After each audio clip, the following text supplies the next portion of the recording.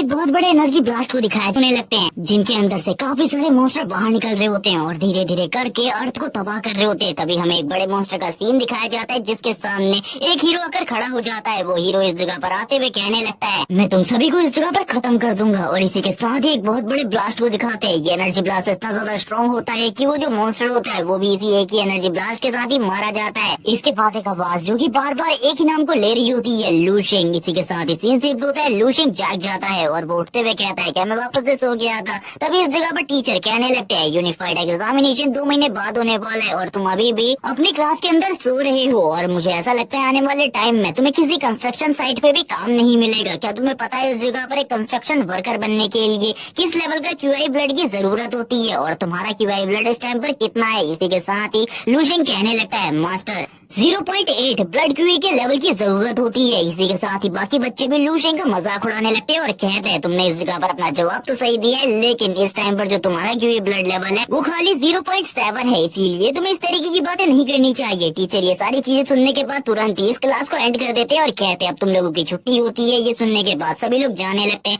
लेकिन मिंग तुरंत ही लू के पास आ जाता है और उससे कहने लगता है, क्या आज वापस से तुम्हें वही डरावना सपना आया? उसकी बात सुनने के बाद लू कहता है, हाँ मुझे वापस से वही डरावना सपना आया। मैं एक अजीब सी जगह में था, मुझे उस जगह के बारे में कुछ भी नहीं पता, लेकिन मेरे चारों तरफ खाली मॉन्स्टर ही मॉन्स्टर थे। मैं तो काफी ज्यादा घबरा गया था। उसकी ऐसी बात सुनकर मिंग कहने लगता है, चलो ठीक है, हम लोगों को गेम खेलने के लिए चलना चाहिए। आज इस जगह पर सारे के सारे बिल्स मैं दूंगा। लेकिन लू उसकी ऐसी बात सुनकर मना कर देता है और कहने लगता है, मैं आज ट्रेनिंग करने वाला हूँ घर जाकर, इसीलिए मैं तुम्हारे साथ नहीं आ सकता। मिंग उसे मनाने की कोशिश करता है, लेकिन वो उसकी बातों को बिल्कुल भी नहीं सुन रहा होता। इसकी ऐसी बात सुनकर मिंग कहने लगता है, हम दोनों इस जगह पर कभी भी कोई भी हीरो नहीं बन सकते और हम नॉर्मल ह्यूमन ही रहने वाले, इसीलिए तुम्हें इसके बारे में ज्यादा चिंता करने की जरूरत नहीं है। एक लड़का इस जगह पर आता है और वो मिंग से कहने लगता है, क्या तुम मेरे साथ नहीं आ रहे? मिंग कहने लगता है, मैं आ रहा हूँ, तुम्हें चिंता करने की जरूरत नहीं है। वो लू को गुड बाय कर निकल जाता है। सीन शिफ्ट होता है, हमें लू को रास्ते में दिखाया जाता है जो कि अपने घर जा रहा होता है। तभी वो कहने लगता है, मैं ट्रांसमाइग्रेट करके इस दुनिया में आ गया। मुझे लगा इस दुनिया में आने के बाद सारी चीजें काफी ज्यादा आसान हो जाएंगी, लेकिन मेरे लिए जो मुश्किलें हैं वो अभी भी बढ़ती जा रही है। पता नहीं मैं इन सारी चीजों को किस तरीके से सॉल्व करने वाला हूँ, क्योंकि ये दुनिया भी मेरी ही दुनिया की तरह है, लेकिन इस जगह पर कुछ चीजें अलग हैं।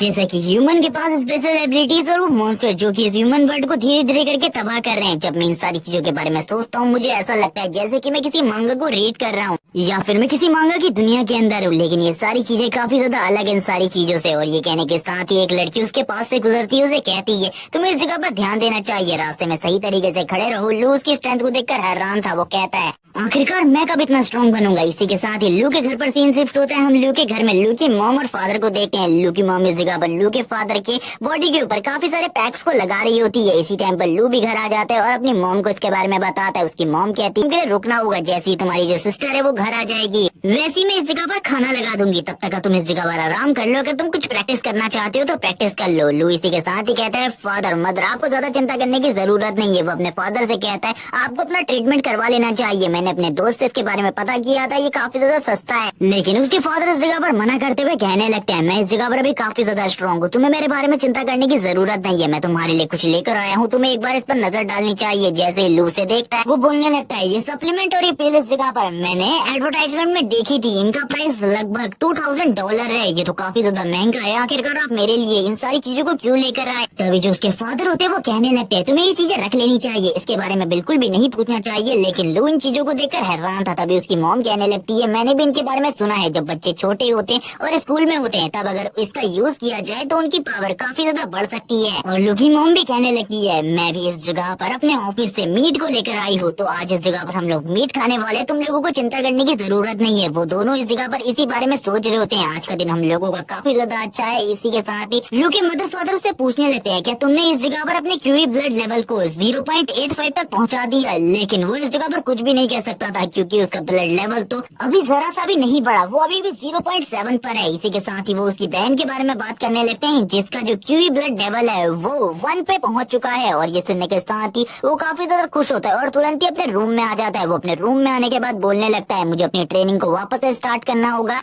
क्योंकि मुझे अपने क्यूई ब्लड लेवल को जल्दी से जल्दी बढ़ाना है और मैं अपने मदर और फादर दोनों की होप्स को इस तरीके से बर्बाद होते हुए बिल्कुल भी नहीं देख सकता। इसी के साथ ही वो वर्ल्ड मार्शल आर्ट ऑर्गेनाइजेशन के बारे में बताता है, जिसने जो मार्शल मार्शल आर्ट है उसको टोटली 23 पार्ट्स में डिवाइड किया हुआ है, और इस टाइम पर वो जिस पार्ट को प्रैक्टिस कर रहा है वो इस जगह पर 13 पार्ट है। और वो इसी के साथ ही आज से 300 साल पहले हुई घटनाओं के बारे में बताने लगता है। आज से 300 साल पहले डायमेंशनल क्रैक्स ओपन होने लगे और उन क्रैक्स के जरिए धरती पर काफी सारे मॉन्स्टर आ गए, जिन मॉन्स्टर का ह्यूमन से कोई भी मुकाबला नहीं था। ह्यूमन के पास जितने भी ह्यूमन मेड वेपन्स थे वो सारे के सारे इनके खिलाफ पूरे तरीके से बेअसर थे। ह्यूमन कुछ भी नहीं कर पा रहे थे। इसी टाइम पर ह्यूमंस में जीन म्यूटेशन स्टार्ट हो गया, और इसी जीन म्यूटेशन के बाद ह्यूमंस के अंदर भी कुछ स्पेशल एबिलिटीज आ गई, और ये स्पेशल एबिलिटी वाले ह्यूमन इस जगह पर इन मॉन्स्टर के साथ फाइट किया करते हैं, लेकिन उनके लिए भी उन मॉन्स्टर को मारना बहुत ज्यादा मुश्किल होता। इसी के साथ ही वो बताता है इसी के बाद ही जो ह्यूमैनिटी थी वो इस जगह पर एंटर कर चुकी थी the era of martial art. लेकिन इसके बावजूद इस दुनिया में हर दिन एक ना एक सिटी तबाह हो जाता है। इसी के साथ एक कॉन्फ्रेंस का सीन दिखाते हैं। इस जगह पर एक बंदा कह रहा होता है सारे के सारे बच्चों से कि तुम लोग इस जगह पर एक ऐसे एरा में पैदा हुए हो जो कि पूरे तरीके से केओस से भरा है, और अगर इस एरा को कोई बचा सकता है तो वो तुम ही लोग हो। इसी के साथ ही लू को देखते हैं जो कि 3 बार अपने मार्शल आर्ट मूव्स को प्रैक्टिस कर चुका था, जिसके बावजूद वो काफी ज्यादा थक गया था, लेकिन अभी भी उसका जो ब्लड क्यू लेवल था वो जरा सा भी नहीं बढ़ा था, जिस वजह से वो काफी ज्यादा हैरान होते हैं और परेशान भी इन सारी चीजों को देखकर। और वो कहने लगता है शायद से मुझे एक और बार इन सारे के सारे मूव्स को प्रैक्टिस करना होगा।